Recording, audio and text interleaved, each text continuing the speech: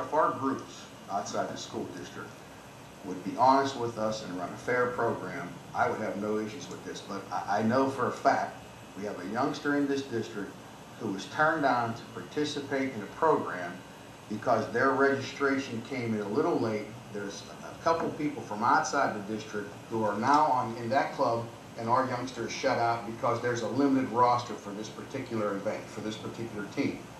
Now, if they were turned around to me and said, you know what, you two, there's a waiting list. We're going to make sure all of our residents are taken care of first.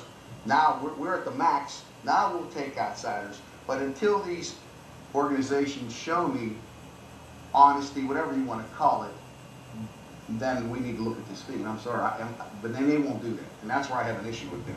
Because they're going to try to circumvent what we want to do. Then they send us one policy. Once we say okay, they come back with a whole new roster. That's where I have an issue at. And until that occurs, maybe we need to look at some of the language to brush it up. But until you show me that, we need to have something in this. Is that a group that's working under this policy or a separate policy we have directly with that? It's with the current policy right now. It's with our current policy right now.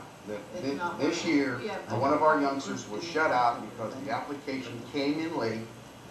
There were outside district people who were on the specific team because they got their roster in early. Is it soccer?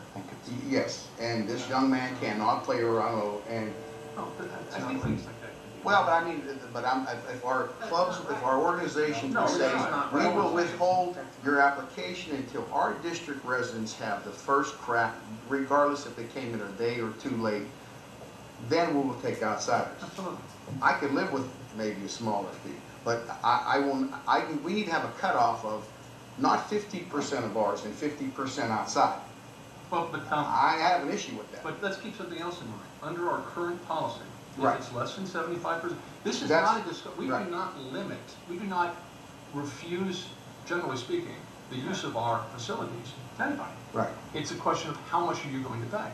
right. And an organization with 10% crafted people can use it, but they're going to have to pay full price. So it's a question of how much people are getting paid, not whether they're allowed to use the facilities. At least the way I understand Well, things have been managed today. I think, David, the one thing I would like, we're at 75 now.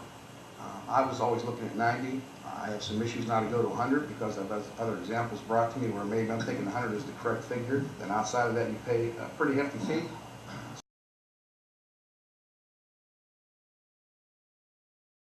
Youngsters are there. Some of our youngsters don't want to participate in these organizations due to the outside influx of youngsters and the people who run these organizations. That's my opinion. No, I want to see our that's programs very enhanced here. So when limited. these youngsters get to the high school programs, our programs have success versus myself, speaking for myself, sitting in the stands and constantly hearing people bash our coaches.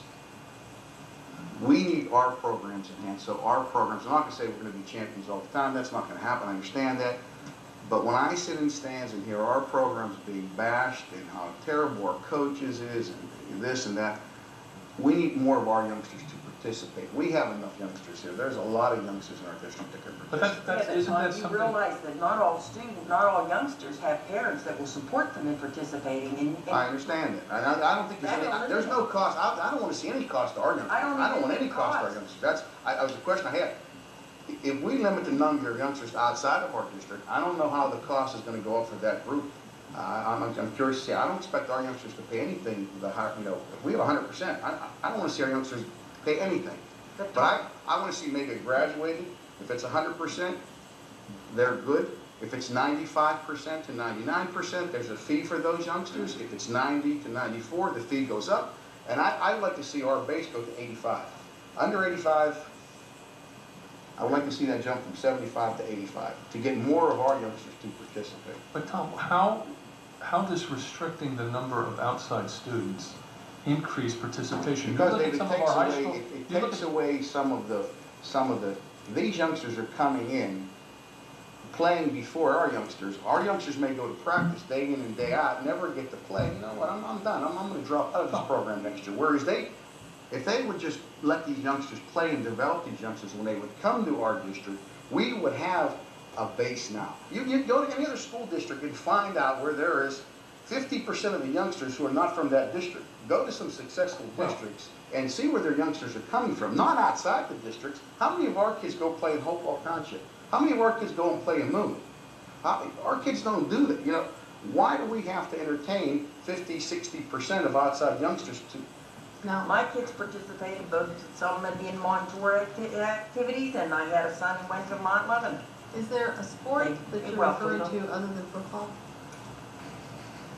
We have the majority of youngsters on participating teams that are from outside of our district. When they leave here, they're going to their high schools, they're making their teams competitive, and then our teams are lacking because these organizations are not recruiting our kids as much as they recruit from outside. We have enough youngsters